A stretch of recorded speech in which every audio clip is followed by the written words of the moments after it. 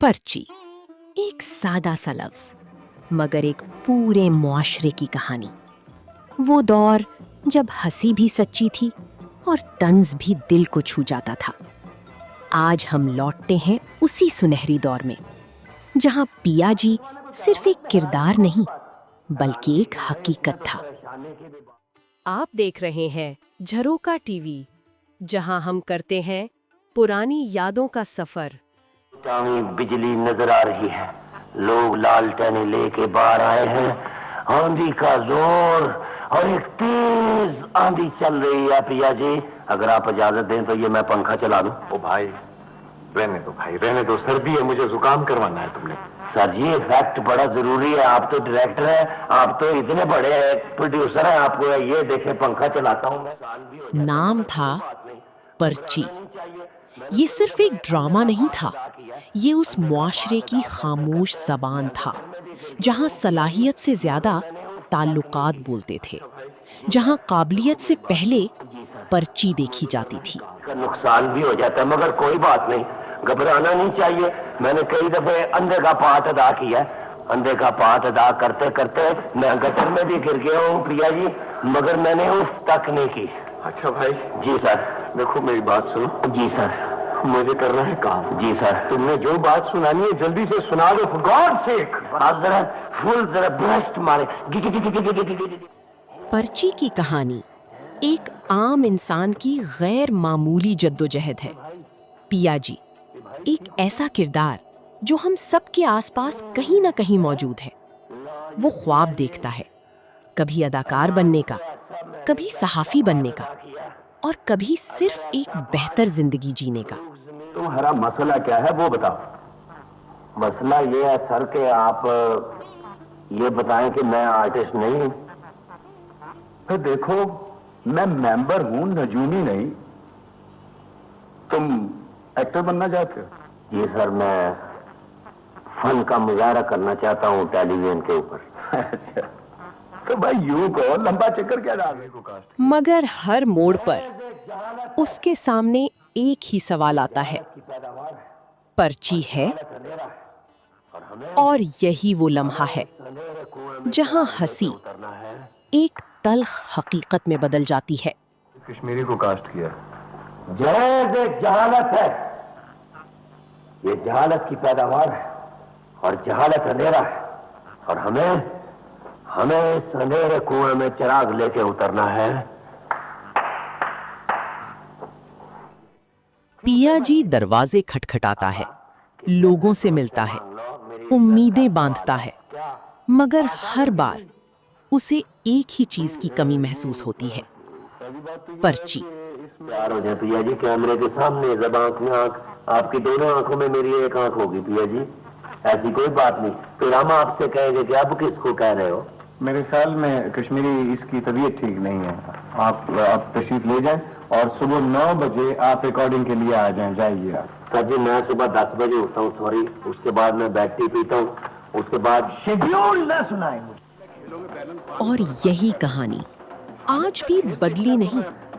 आज भी सलाहियत अपनी जगह, मेहनत अपनी जगह, मगर अक्सर दरवाजे तभी खुलते हैं जब हाथ में पर्ची हो। Thank you sir, thank you sir, thank you sir. देखें, मैंने आप लोगों को इसलिए बुलवाया था कि कल वाली बात आप लोग दबा दें, हामिद का गोल तस्लीम कर लें आप लोग। भाई वो देखें ना, हमारी नौकरी का मसला होता है, वरना हम लोग गोल हो जाएंगे। वो तो ठीक है सर, लेकिन देखिए स्पोर्ट्स हमें बेईमानी नहीं सिखाती। तो ठीक है बरहमदार, हालात सिखाते हैं, हालात।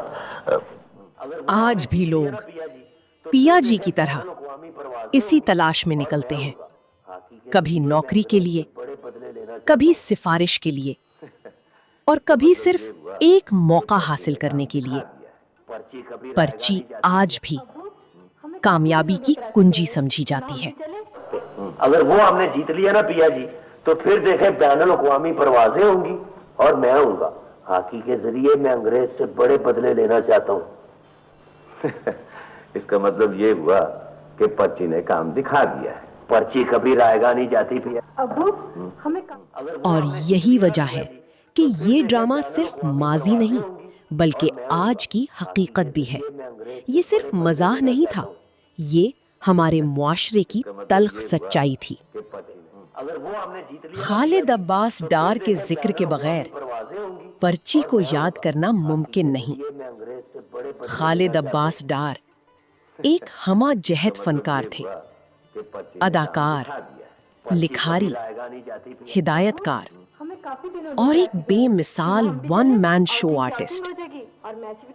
उन्होंने ना सिर्फ पर्ची में अदाकारी की, बल्कि उसके मुसन्निफ भी वही थे। राइटर ने डायलॉग लिखे हैं, जो कुछ लिखा है आप वो बोले। अच्छा सर जी, अच्छा, जरा मैं नया आदमी हूँ, कोई जरा आहिस्ता आहिस्ता रवा हो जाऊंगा, पता चल जाएगा इधर की रूटीन का। सॉरी आप बोले। हमें हमें हमें पिया हमें जहेज से टकराना होगा। जहेज जहानत, जहानत जहेज जहानत, जहानत अंधेरा है साहब जी। वैसे एक और इस ड्रामे को स्क्रीन पर जिंदगी दी हिदायतकार नुसरत ठाकुर ने।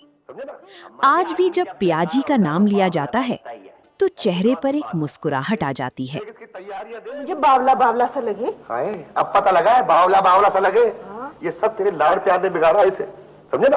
अम्मा जी, आदमी जब बेकार होता है तो बावला लगता ही है, ऐसी कौन सी बात है। देख देख इसकी तैयारियां देख।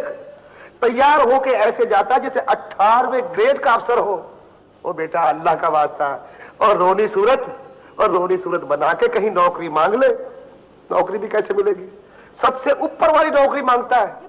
पिया जी का किरदार सिर्फ एक परफॉर्मेंस नहीं था, बल्कि एक जीती जागती हकीकत था।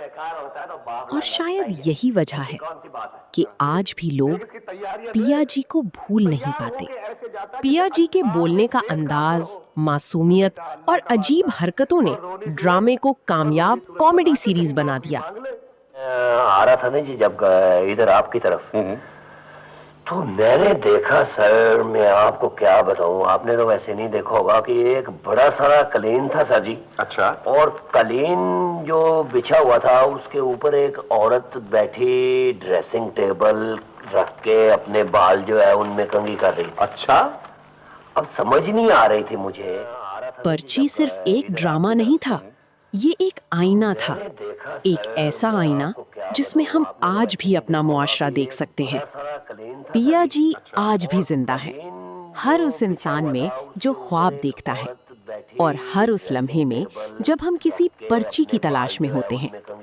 यही वजह है कि पर्ची आज भी याद किया जाता है, न सिर्फ एक कॉमेडी ड्रामे के तौर पर, बल्कि एक हकीकत के तौर पर। मेरे पास पॉलिश नहीं है, नहीं तो अभी मैं इसको और चमका देता। ये देखें सर जी, ये अभी आप अच्छी तरह से देख लें।